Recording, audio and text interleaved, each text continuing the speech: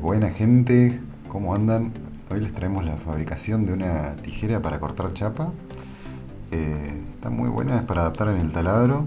La verdad que nos facilita mucho el corte de cualquier tipo de chapa.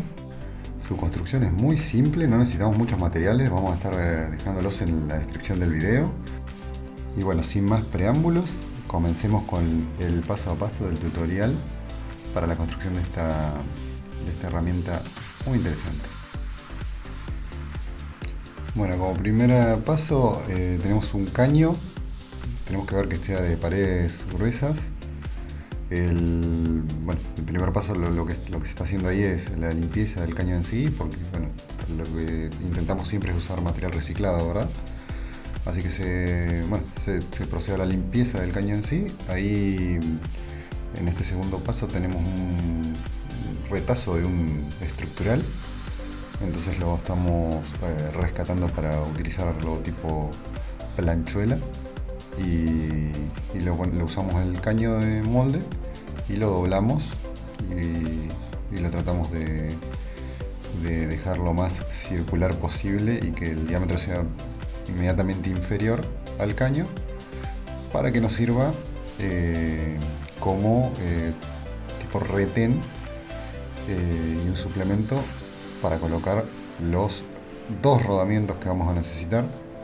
Esto bueno, justo es más que nada el tema de medir bien el caño y los rodamientos en sí que vamos a necesitar que entren en el caño básicamente. Hay muchos rodamientos de autos y demás que se pueden adaptar, ¿verdad?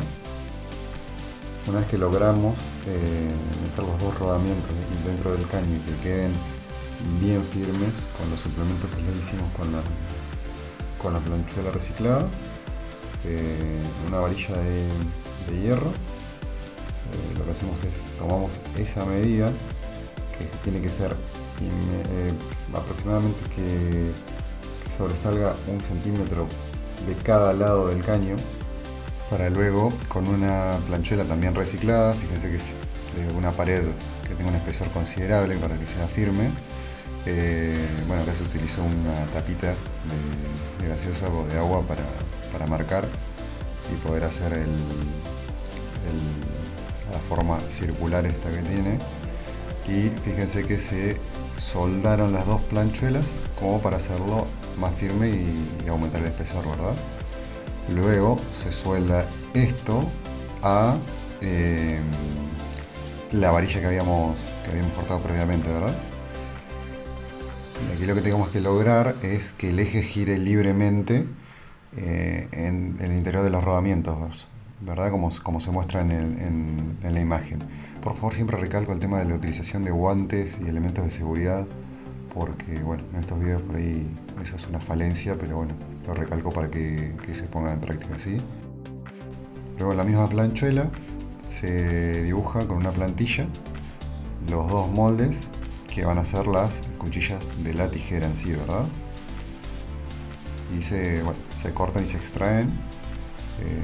Recalco que la planchuela tiene que ser resistente y se le hace el bisel que va a funcionar como filo, y ahí lo que se está haciendo es templarlo para que sea bien resistente el material, ¿verdad? Se templa calentándolo y enfriándolo al material en aceite, en este caso en aceite, ¿no? Luego cortamos dos cuñas del diámetro del caño para adaptarlas y soldarlas en el caño en sí, y también soldar las cuchillas que ya habíamos previamente cortado. Fíjense que una de las tijeras está fija, de las cuchillas está fija, y la otra es la que hace el movimiento con esas tipo cuñitas que tiene en los extremos, ¿verdad? Ahí se ve claramente. Y bueno, el último paso es montar básicamente todos los materiales y con un bulón, y después bueno, darle la terminación final, ¿verdad? Soldar, reforzar bien todas las soldaduras y darle la terminación final. Ahí vemos el funcionamiento, la verdad que es muy práctica y nos puede resolver muchos problemas cuando tenemos que cortar muchas chapas y demás, que es bastante tedioso el trabajo. Ahí la vemos la herramienta trabajando. Así que bueno, gente, eso sería todo por mi parte.